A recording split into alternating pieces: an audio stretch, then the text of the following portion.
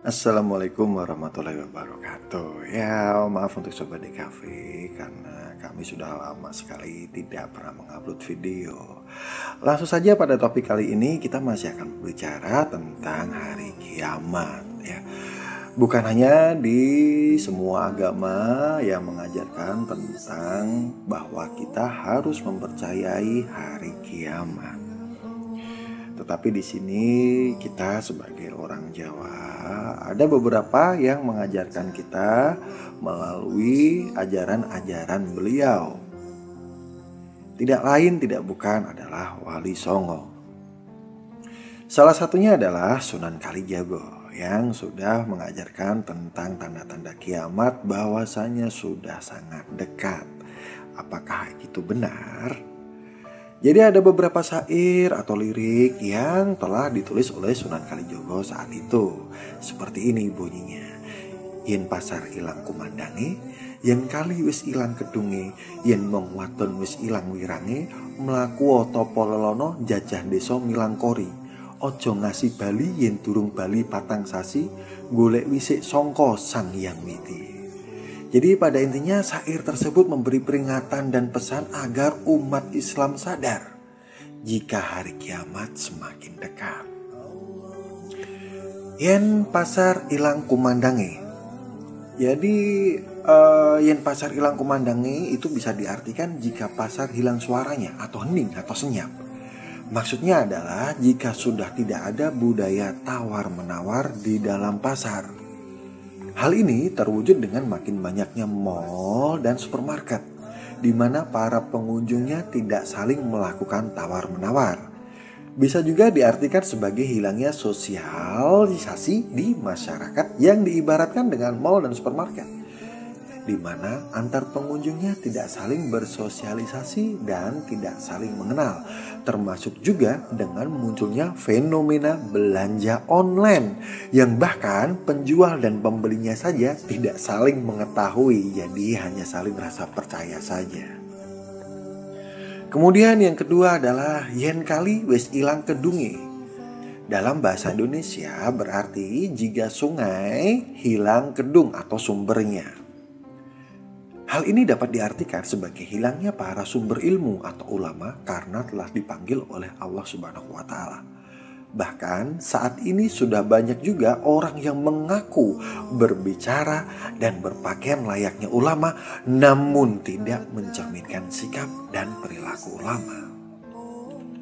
Berikutnya adalah yen mong wadon wis ilang wirange. Hal ini diartikan dalam bahasa Indonesia yaitu jika para wanita sudah hilang rasa malunya. Hal ini sebagaimana marak terjadi di sekitar kita saat ini. Banyak wanita yang sudah tidak mau menutup auratnya.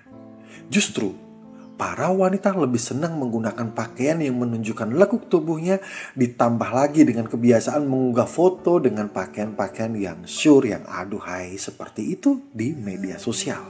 Serta mengumbar aib keluarga ke banyak orang. Jadi Sobat DKV yang tercinta, hal ini pun juga sudah sering kita temui melalui media sosial.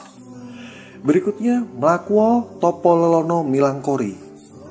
Artinya yaitu ketika tiga hal di atas sudah mulai banyak terjadi, lakukanlah perjalanan topo lelono, bermujahadah dan bersusah payah dalam perjalanan rohani suluk, riyadloh ataupun perjalanan fisabilillah.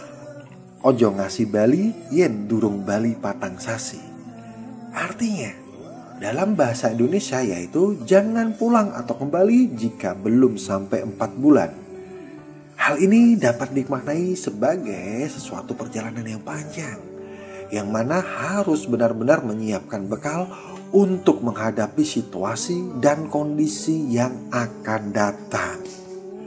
Golek wisik songko sang yang widi, yaitu mencari petunjuk, ilham, hidayah, dan kepahaman rohani dari Tuhan Yang Maha Esa. Peringatan dan pesan ini disampaikan oleh Sunan Kalijaga yang meskipun menggunakan bahasa Jawa namun ditujukan untuk seluruh umat manusia. Karena saat itu beliau sedang berhadapan dengan masyarakat Jawa, maka Syair ini beliau buat dengan menggunakan bahasa Jawa. Di sisi lain ada seorang tokoh dahulu yang sangat terkenal. Siapa sih orang Indonesia yang tidak kenal dengan Jayabaya? Dan salah satu ramalan Jayabaya adalah beberapa tanda yang harus diwaspadai sejak tahun 2022 hingga 2033. Bisa diartikan ramalan itu bisa dimulai pada tahun ini. Berdasarkan perhitungan Jayabaya zaman Kolobendu, dalam perhitungan tersebut ada beberapa ramalan yang dikatakan akan terjadi pada rentang 11 tahun tersebut. Berikut ini adalah tanda-tanda dari ramalan tersebut. 1. Tidak ada yang melebihi orang kaya. Maksudnya, orang-orang lebih senang menceritakan kekayaan orang lain daripada menceritakan pengorbanan seseorang pahlawan atau orang yang berjasa saat itu. Para orang kaya ini yang akan merajai segala-galanya, di mana semua hal bisa dibeli dengan uang. Yang kedua, tentang pertanian, perdagangan, dan usahawan. Diramalkan pertanian, perdagangan, usahawan tidak ada kepastian dalam mencari nafkah atau rezeki. Hal tersebut karena situasi yang tidak menentu dan memungkinkan.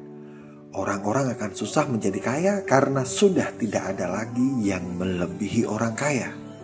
Yang ketiga, dunia. Diramalkan dunia akan menjadi goyah, di mana akan banyak terjadi gempa, banjir, angin yang tidak bersahabat. Dan hal itu memang sudah banyak sekali terjadi dari tahun 2021 hingga saat ini. Yang keempat adalah penyakit. Dalam rentang tahun tersebut akan bermunculan banyaknya penyakit atau wabah di mana-mana yang tidak ada yang tahu kapan selesainya. Yang kelima, pemimpin. Akan banyak orang salah yang memimpin nantinya. Banyak orang yang menjadi pemimpin di dunia karena mereka kaya. Orang salah tersebut adalah bekas orang-orang yang telah melakukan tindak kejahatan. Seperti penjahat, koruptor, cacat kehormatan, dan cacat namanya. Mereka bisa menjadi pemimpin karena mereka kaya. Orang yang benar-benar berbudi luhur dan jujur justru nasibnya terlunta-lunta karena miskin atau tidak kaya. Kemudian yang terakhir adalah peraturan.